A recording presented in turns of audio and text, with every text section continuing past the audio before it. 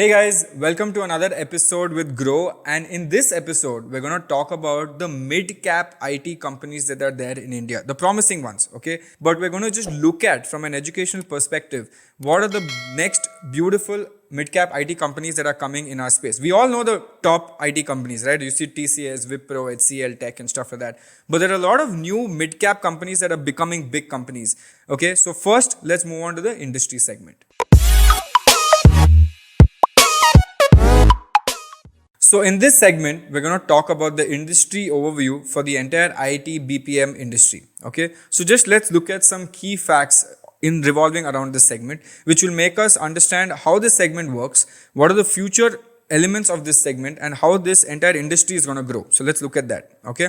Now, the IT BPM industry's revenue was estimated to be around 191 billion in FY20, okay, and it's also growing at around 7.7% year on year.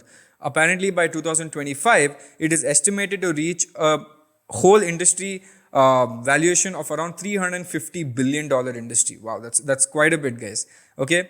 Moreover, okay, now this is very important. Moreover, revenue from the digital segment is expected to form 38% of the total industry revenue by 2025. That means all the people playing in digital tech, it seems quite promising for them. Now, digital economy is estimated to reach approximately 1 trillion by 2025. The domestic revenue of the IT industry was estimated to be at 44 billion, okay, and the export revenue was estimated to be at 147 billion in FY20. So overall, what they're saying is that the entire IT industry obviously is going to grow massive by 2025. Next 5 years, growth prospects, beautiful, amazing. But over here, the digital segment is going to grow very well. Okay, 38% of the total IT segment is going to be by digital. So if you know some good digital IT companies, it should work in your favor. Okay, now India, let's look at India. India, as you know, for many years, India has been the topmost country for offshoring these IT companies. Okay, so all this outsourcing, okay, all these other services that we provide, because we can do it at a cheaper rate. If someone in US has to keep an IT department and run stuff there, it's very expensive. Whereas in India, we have damn good IT guys, and they can actually outsource everything to India and get it done at maybe half the cost or maybe even lower than that. So India has been the offshoring hub for all these big companies. Now, having proven its capabilities in delivering both onshore and offshore services to global client, emerging technologies now offer an entire new gamut of opportunities for the Indian firms in India, Indian IT firms in India. So India, over a long period of time, you would have seen maybe, few years ago, someone is working in Infosys and stuff like that. They are sent to different countries, okay, and they go there and solve this business process for someone, or set a new business process, or put a new IT infrastructure for a global client, and then come back to India, right? Again, all of this is very cheaply done by Indians, okay, but they pay a lot of money for that. So it's beneficial for both. It's a price parity game that India was playing with IT, and India has amazing capabilities when it comes to IT. Okay, as the financial year comes to an end, this one, right, the Indian tech industry has a lot going for it, and we've seen a lot of boom happening in the Indian tech space as well. Lot of large technology firms and even a lot of startups have made India actually one of the strongest IT digital players in the game. Now, according to a recent report by NASSCOM, okay, Indian IT services revenue is set to touch 194 billion by the end of 2021, a 2.3% increase from the previous year. So the industry size is expected to hit 194 billion. When it comes to startups, NASSCOM has earlier reported that more startups are raising their first round of funding in 2020. Nearly 42% of the IT companies in India are raising startup funding in 2020. Okay, as compared to 2019, where only 29% raised funding. The main driver that was there for India was its need for digital transformation. Okay, while the large IT services brands continue to bag large deals abroad, companies in the mid-cap sector have identified that there are opportunities in India as a country as well. Now, let's look at some of the technologies that these mid-cap companies, startups specialize in. Okay, we have AI, which is artificial intelligence. We have IoT, which is Internet of Things. Okay, we have big data. We have blockchain. We have AR, VR, which is augmented reality and virtual reality. And we have 3D printing. Now, these are some of the technologies that are doing really, really well in India, out of which I think AI, IoT, big data, blockchain, if you combine them, it is very, very, very big, that entire industry. So in the next segment, I'm going to show you only 6. Okay, 6 mid-cap IT companies. These are companies between 5,000 to 20,000 market cap, not reach the 1 lakh market cap and stuff like that. These are still small, nascent stage, but let's go through them one by one. Okay, the top mid-cap company by market cap as of when I'm doing this video. We have found Coforge India, okay, Tata Elxsi, Persistent Systems, Tanla Platforms, Root Mobile, which recently came out with an IPO, and Happiest Minds, which is also a recent entrant from an IPO. So let's look at the first one, which was Coforge Limited. Okay, now Coforge Limited, right?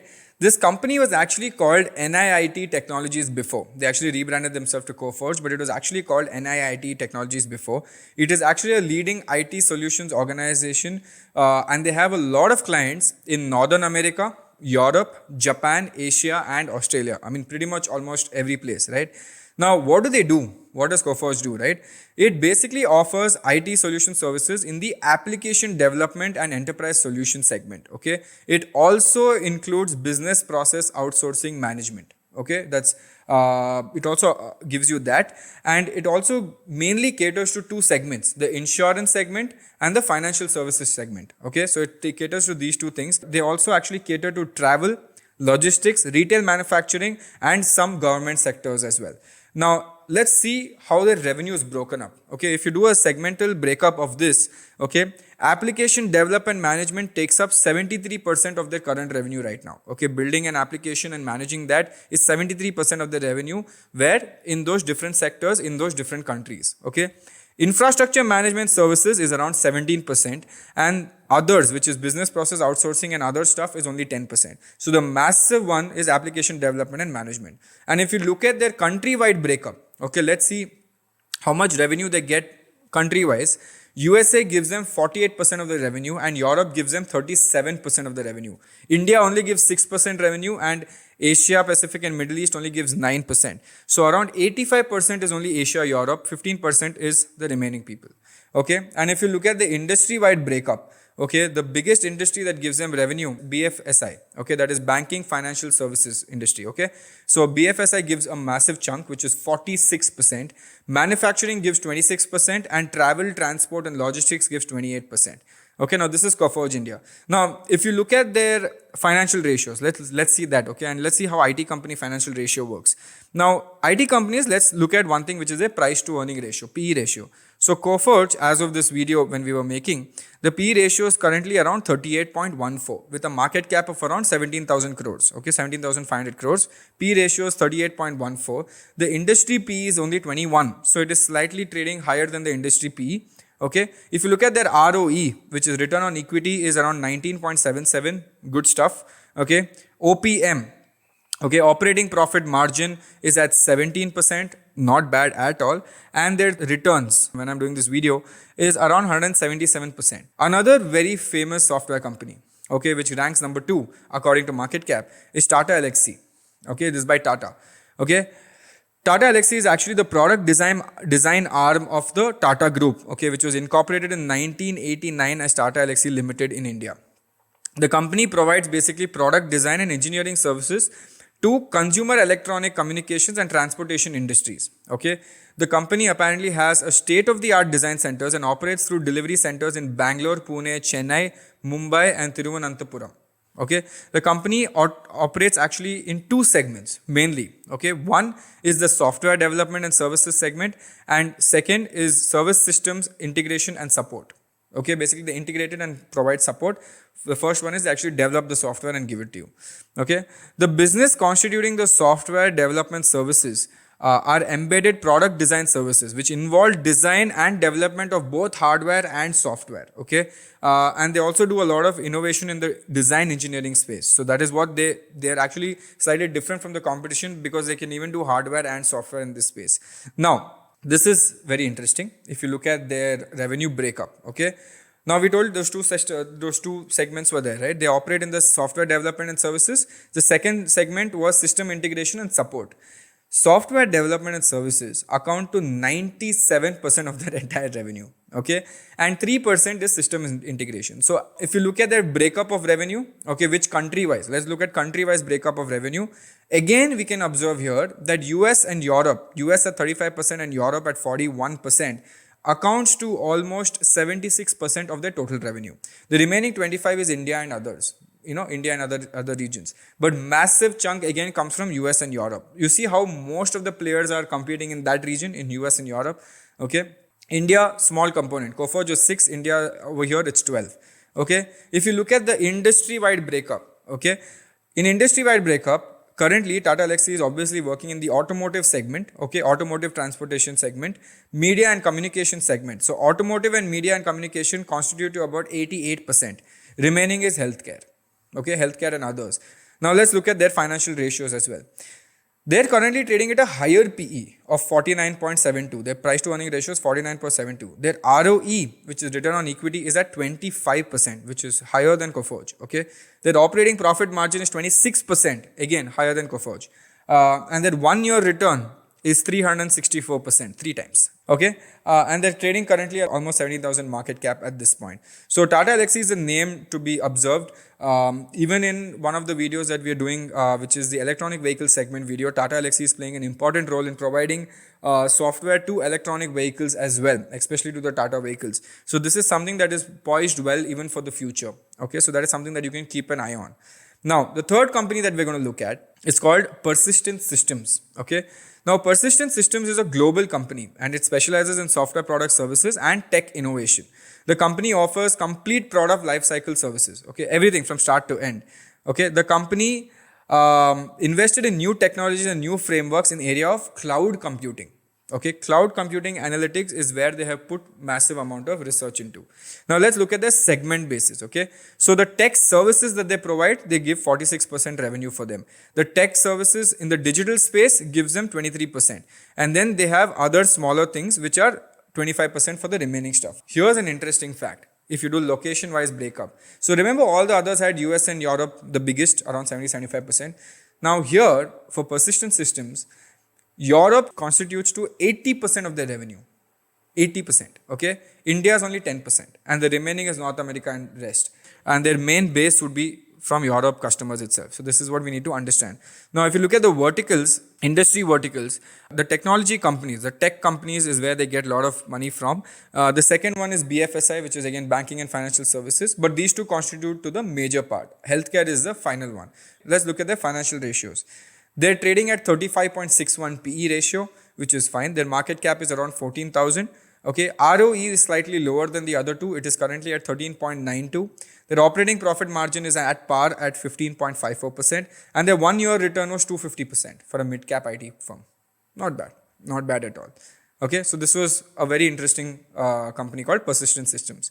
Now, let's come to the fourth company. Now, this company, the fourth company called Tanla Systems or Tanla Platform, not Systems. Tanla Platforms has been making quite a buzz in the market from the last 1 year. You would have come across this company because the 1 year return on this company was just mind blowing. It just went up like an insane amount. In fact, it was the largest growth in the last 365 days. It went up almost 2000% in 1 year. Right, that's almost 20 times. Wow, crazy. But let's look at what they do. Let's not get emotional. Let's look at what they do. Okay, Tanla Solution Limited is an end-to-end solution provider catering to customers worldwide, mainly in the telecom infrastructure sector, in the telecom services space. Okay, it is a leading communication platform as a service provider for the telecom space. Tanla was incorporated in 1995, okay, and has its software development center in Hyderabad, Andhra Pradesh, and a worldwide marketing office in UK. Telecom infrastructure solution has been the core for Tanla operators. Okay, so they're basically into the telecom space, telecom sector. Now, Tanla has the distinction of being one of the few companies in India to focus on integrated solution and products for the wireless world. They had been focusing on the communication segment from a very long time. Okay, the company is engaged in services in the telecommunications services like voicemail, audio text, video text, unified messaging services, voice to text, text to voice conversion, etc. Okay, unlike other IT companies covered here, around 77% of revenue for Tanla comes from India. Okay, and 23% rest of the world. Their current market cap is still around 12,000 crores. Their PE is slightly overvalued at 60.96, very, very high. Okay, but again, are you discounting it for the future that it's really good so it's going high? Possible, maybe. Their ROE is good at 23.46. Their operating profit margin is at 16.16%, which is again good.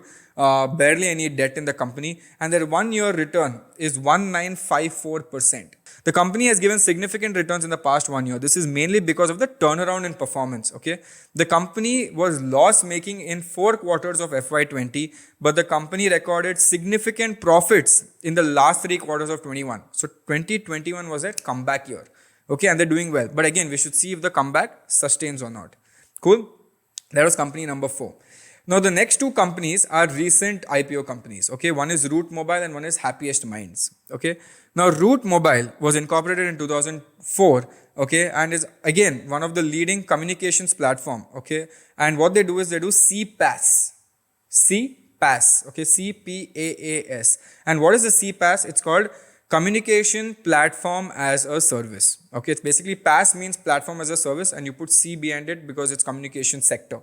Okay, and also helps in the tier 1 application to peer A2P service provider. Now, this company Route Mobile operates in 3 segments. One is enterprise solutions, one is mobile operator, and one is business process outsourcing, like a BPO. Okay, the company provides a cloud communication platform as a service to enterprises over the top players and mobile network operators around the world. This comes under the enterprise plan. Now, if you look at the mobile operator segment, services in this include SMS analytics, firewall, filtering, how to do monetization, and hubbing solutions, right? To connect everything into a hub. The third part they do is BPO. Okay, the company provides a range of BPO services, including client support, technical support, booking, and collection services. Now, the company gets 86% of its revenue from exports, not from India, and only 14% domestic. Now, where does this company export to? The company exports to 18 locations across almost every place, right? Asia, Europe, Middle East, North America, Africa, right? The top 5 clients of this company provide 50% of the revenue. This is an interesting stat, okay? The top 5 companies or the top 5 clients of this company gives 50% of their revenue. That means the diversification is not that much. Even if one company out of these 5 clients, okay, say Tata, bye bye, see you will see a massive fall in their revenue. So it is not, this is something that you should think, okay, whenever there's something like this is there, it's like putting all eggs in one small kind of a basket with 5 people. Okay, the company got listed on 21st September 2020 last year. The IPO price was set at 350, but the company listed at a premium of 102%. Currently, today, 1 year later, if you see there's a trend, all the mid-cap IT sector stocks we've spoken about has given minimum 100% return in 1 year. Great. Now, what is Route Mobile's financials? Quickly. Okay, market cap 9,000 crores, price to earnings ratio 80, slightly on the higher end. Okay, ROE 28.76, even better than all of them. But their operating profit margin only at 11%, slightly lower for an IT company.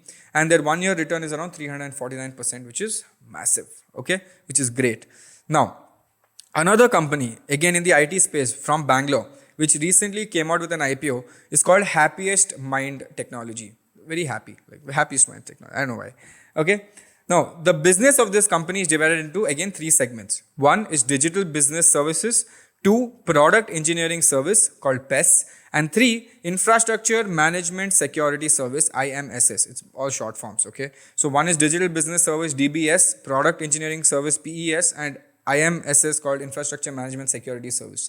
Now, as of June 30, 2020, last year, okay, Happiest Mind had 148 active customers and has a global presence in countries like US, UK, Australia, Canada, and Middle East. 96.9, almost 97% of their revenues came from digital services. Let's look at the revenue breakup according to their segments, okay?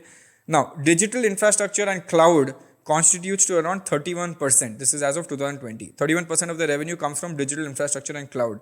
Second, 29.4% comes from SaaS, okay, software as a service. Okay, then remaining 14.9% comes from security solutions, remaining comes from AI and IoT. But majority of it comes from cloud and SaaS services, 96%. It's mad. Okay, but let's look at which are the biggest sectors they cater to. The majority sector that they cater to, which is a sector that grew in India quite recently and grew in the world quite recently, was EduTech. Okay, education technology is where Happiest Minds went into. Okay, high tech, BFSI, and travel and media. These are the 4 segments that give massive chunk of revenue for these guys. Now, where do they sell? Okay, where is the revenue coming from? 77.5% comes from US, okay, 11.9% comes from India, 7.2% from UK, and the remaining 3.4%. Now let's look at how they performed in their IPO. The IPO was priced at only 166 rupees per share at that point. The listing gains as soon as it listed was at 111%. So it doubled on the day of listing, went up to 320 rupees. Now, if you look at the market cap, it's 7,800, which is lowest compared to the 6 that we've chosen. The PE ratio is 54, slightly on the higher end. The ROE is an unbelievable 83%. They're giving massive returns. Okay, their operating profit margin is 21%, again, very high compared to all the other guys, which is again a good sign. Okay, now these were the 6 companies that we found, the Grow team found as well, when it came to the mid-cap IT space. Now, I have told you how the industry works. I have told you all the 6 companies with different breakups of each, right? So you have massive information.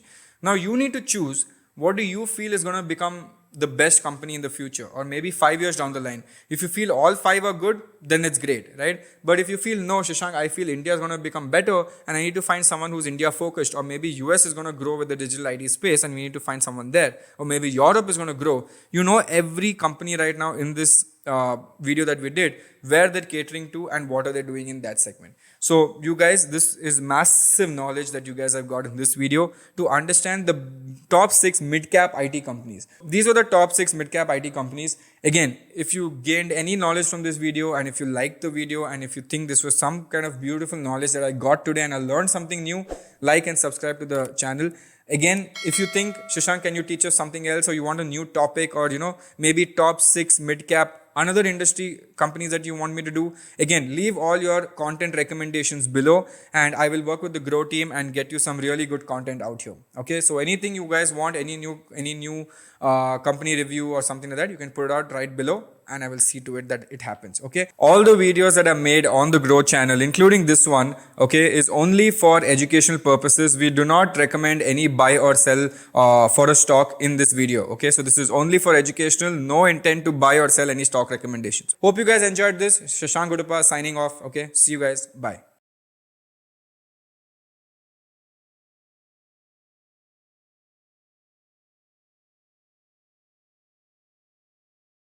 Investment in securities market are subject to market risks. Read all the related documents carefully before investing. Please read the risk disclosure documents carefully before investing in equity shares, derivatives, mutual fund, and or other instruments traded on the stock exchanges.